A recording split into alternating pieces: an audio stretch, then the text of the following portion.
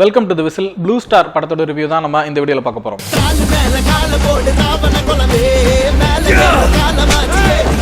Blue star இந்த படத்தோட story line பத்தி பார்த்தோம்னா, அரக்கோணம் பக்கத்துல இருக்க ஒரு சின்ன கிராமத்துல 90s நடக்கக்கூடிய ஒரு கதை தான் இது. அந்த கிராமத்துல ஊர் தெரு காலனின்னு சொல்லிட்டு ரெண்டு சமூகமா பிரிஞ்சிருக்காங்க. இந்த ரெண்டு சமூகத்திலயுமே கிரிக்கெட் விளையாடக்கூடிய பசங்க அதிகமா இருக்காங்க. கிரிக்கெட் மேல பயங்கர வெறியோட இருக்காங்க. ஆனா சில வருஷங்களுக்கு முன்னாடி நடந்த சண்டையால இந்த ரெண்டு டீமும் சேர்ந்து இனிமே கிரிக்கெட் விளையாடக்கூடாது அப்படிங்கிற மாதிரி பஞ்சாயத்துல பேசி முடிவு பண்ணி இருந்திருப்பாங்க. பட் சில வருஷங்களுக்கு அப்புறம் அசோக் செல்வன், சாந்தனு அவங்கள மாதிரியான யங்ஸ்டர்ஸ் எல்லாம் வளர்ந்ததுக்கு அப்புறம் அவங்க ரெண்டு பேரும் சேர்ந்து கிரிக்கெட் ஆடணும் அப்படின்னு சொல்லி யோசிக்கிறாங்க.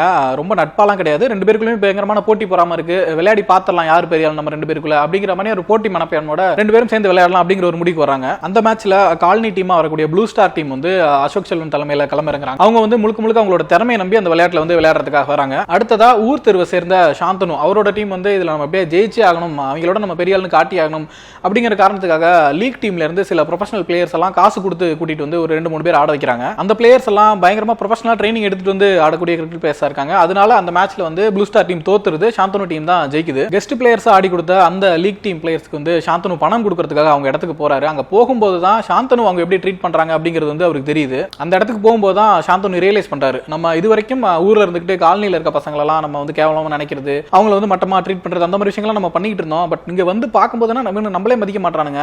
நம்மளுக்குள்ள எவ்வளவுதான் அடிச்சுட்டு இருந்தாலும் அங்க வந்து பார்க்கும்போது தான் தெரியுது கிரிக்கெட்டுங்கிறது வேற ஒருத்தவங்களோட கேமா இருக்கு, நம்ம நினைச்சே பார்க்க முடியாத ஒரு இடத்துல இருக்குது, எவ்வளவு ட்ரை பண்ணாலும் அந்த இடத்துக்கு நம்மளால போக முடியாது அப்படிங்கறது அப்பதான் ரியலைஸ் பண்றாரு. அதுக்கப்புறமா சாந்தனு, அசோக் செல்வன் ரெண்டு பேரும் சேர்ந்து, அதாவது ஊர் தெரு காலனி ரெண்டு டீமும் சேர்ந்து ஒரே டீமா இணைஞ்சு அந்த லீக் பிளேயர்ஸ்க்கு எதிராக ஒரு கேம் விளையாடணும் அப்படிங்கிற ஒரு முடிவுக்கு வர்றாங்க.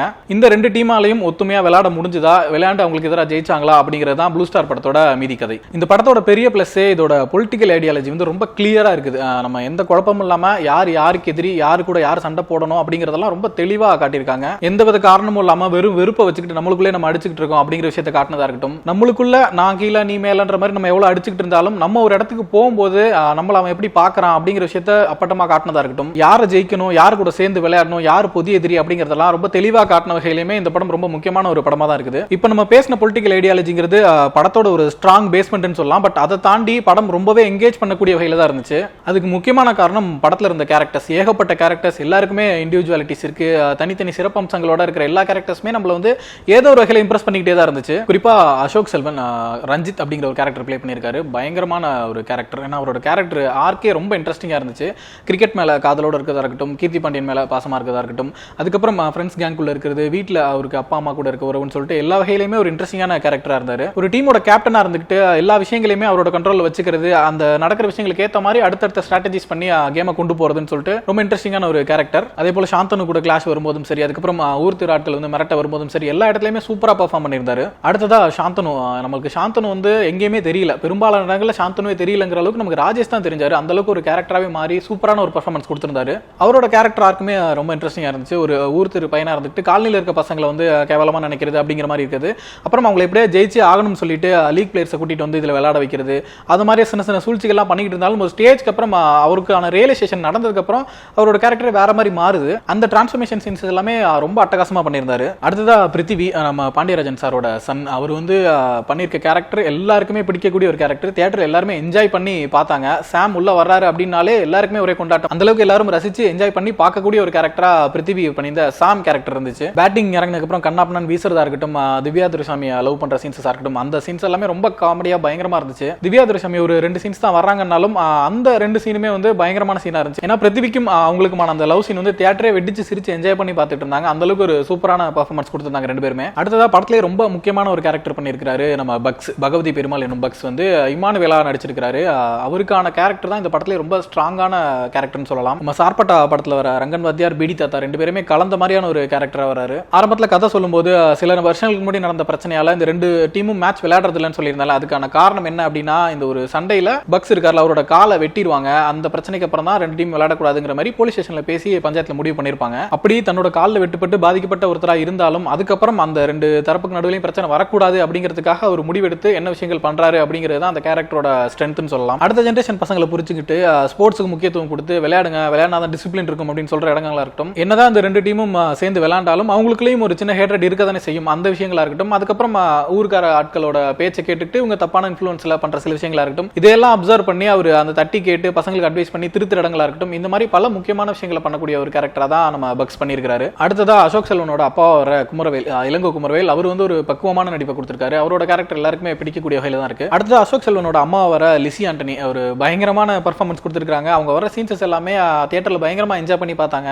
கர்த்தரை நம்புறேன், ஆண்டவர் காப்பாத்துவார் அப்படிங்கிற மாதிரி விஷயங்களை சொல்லிட்டு, பைபிள்ல இருக்க விஷயங்களை சொல்லிட்டு பசங்களை அட்வைஸ் பண்ணிட்டே இருக்கிறது, அது எல்லாமே பயங்கரமா என்ஜாய் பண்ணி பார்க்குற மாதிரி தான் இருந்துச்சு. ஒரு கிறிஸ்டியன் லைஃபை காட்டுறேன்னு சொல்லிட்டு அதுல இருக்க விஷயங்களை க்ளோரிஃபை பண்ணாம இந்த மாதிரி அதை சர்காஸ்டிக்கா டீல் பண்ணதும் ரொம்ப இன்ட்ரெஸ்டிங்கா இருந்துச்சு. அடுத்ததா இந்த படத்தை ரொம்பவும் எங்கேஜிங்கா வச்சிருக்கிறதுக்கு ஹெல்ப் பண்ணது இந்த படத்துல வர ஸ்போர்ட்ஸ் சீன்ஸஸ் தான். அந்த கிரிக்கெட் மேட்ச் சீன்ஸஸ் எல்லாமே அவ்வளோ ரியலிஸ்டிக்கா இருந்துச்சு. எனக்கு ஒரு சில இடங்கள்லாம் வந்து நம்ம படம் பார்த்துட்டு இருக்கோங்கிறத மறந்துட்டு ஒரு கிரிக்கெட் மேட்ச் பார்க்குற மாதிரி ஒரு சிக்ஸ் அடிச்சா கை தட்டுறது, அவுட் ஆனா ஃபீல் பண்றதுன்னு சொல்லிட்டு அந்த அளவுக்கு கனெக்ட் ஆகி பார்க்குற அளவுக்கு விஷுவலா சூப்பரா இருந்துச்சு கிரிக்கெட் மேட்ச் சீன்ஸஸ் எல்லாமே. அடுத்ததா படத்தோட ஸ்கிரீன் பிளே பத்தி சொல்லி ஆகணும். அந்த படத்தோட திரைக்கதை வந்து தமிழ் பிரபா எழுதியிருக்காரு. பேட்டை, கோசலை மாதிரியான நாவல்கள் எழுதினவர். சார்பாட்டா படத்துக்கும் திரைக்கதை இவர் தான் எழுதியிருந்தாரு. நம்ம ஏற்கனவே சொன்ன மாதிரி ஒரு ஸ்ட்ராங்கான பொலிட்டிக்கல் லேயர் ஒன்று இந்த படத்தில் இருக்குது. அதுக்கப்புறம் ஒரு ஸ்போர்ட்ஸ் டிராமா இருக்குது. அதை தாண்டி நிறைய கேரக்டர்ஸ் இருக்காங்க. அவங்களுக்கான நோக்கங்கள் இருக்கு, அவங்களுக்கான இன்டென்ஷன்ஸ் இருக்கு.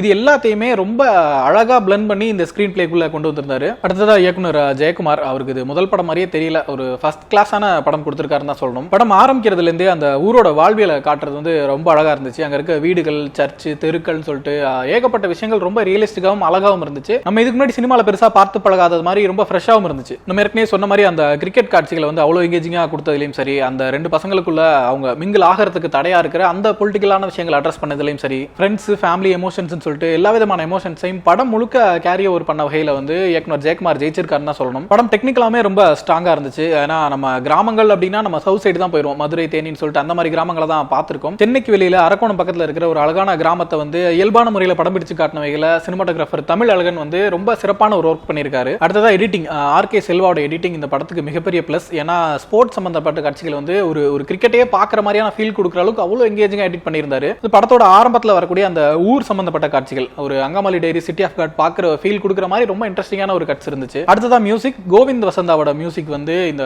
படத்தோட மூட படம் முழுக்கவே கேரி ஓவர் பண்ணதுல வந்து ரொம்ப முக்கியமான பங்கு அவரோடது தான். அதுலேயே சாங்ஸ் எல்லாமே ஆல்ரெடி ஹிட் ஆயிடுச்சு. குறிப்பா சொல்லணும்னா ரயிலின் ஒலிகள் பாட்டு, எனக்கு தெரிஞ்சு ரீசெண்ட் டைம்ஸ்ல ஒரு மெலடி சாங் பயங்கரமா ஹிட் ஆகி அந்த பாட்டு எப்படா படத்துல வரும்னு காத்திருந்து அந்த பாட்டு வரும்போது ஆடியன்ஸ் எல்லாமே சேர்ந்து கத்துறதுங்கிறது ரீசெண்ட் டைம்ஸ்ல இப்பதான் நான் பாக்குறேன். பயங்கரமா இருந்துச்சு அந்த பாட்டு பார்க்கும்போது. அதே போலதான் அரக்கோணம் ஸ்டைல் பாட்டுமே பயங்கர ஒரு செலிப்ரேஷனோட இருந்துச்சு. அந்த பாட்டு வேற சில இடங்கள்ல பிளேஸ் பண்ணப்படும் போதுமே ஒரு பயங்கரமான கூஸ் பம்ப்ஸ் மான்ஸ் கொடுக்குற மாதிரி தான் இருந்துச்சு. அதே போல பேக்ரவுண்ட் மியூசிக்குமே, அவங்க கிரிக்கெட்ல ஒவ்வொரு மேட்ச் ஜெயிக்கும் போதும் ஒரு பெரிய டர்னிங் பாயிண்ட் நடக்கும் போதும் அங்க வர மியூசிக் வந்து நம்மள பயங்கரமா என்கேஜ் பண்ணுது. நம்ம ஸ்கிரீன்ல பாக்குற சக்சஸ் வந்து நம்மளே ஃபீல் பண்ற மாதிரியான ஒரு மூட் கொடுக்கிறதுக்கு அந்த மியூசிக் பயங்கரமா ஹெல்ப் பண்ணிருக்குது. சோ இந்த படம் நிறைய விஷயங்கள்ல டிராவல் பண்ணுது. ஸ்போர்ட்ஸ், பாலிடிக்ஸ், சோஷியல் இஷ்யூஸ் சொல்லிட்டு ஏகப்பட்ட விஷயங்கள் இந்த படத்துல இருந்தாலும் படம் முழுக்கவே என்ஜாய் பண்ணி பார்க்கக்கூடிய ஒரு என்டர்டெய்னிங்கான படமா தான் இருந்துச்சு. ரொம்ப நாளைக்கு அப்புறம் கம்ப்ளீட்டா என்டர்டெயின் பண்ணக்கூடிய ஒரு படம் பார்த்த ஃபீல ப்ளூ ஸ்டார் எனக்கு கொடுத்திருக்கு. நீங்க படம் பார்த்திருந்தீங்கன்னா படம் பார்த்தீங்கன்னா உங்களோட வியூஸ் என்ன அப்படிங்கறத நீங்க கமெண்ட்ல சொல்லுங்க.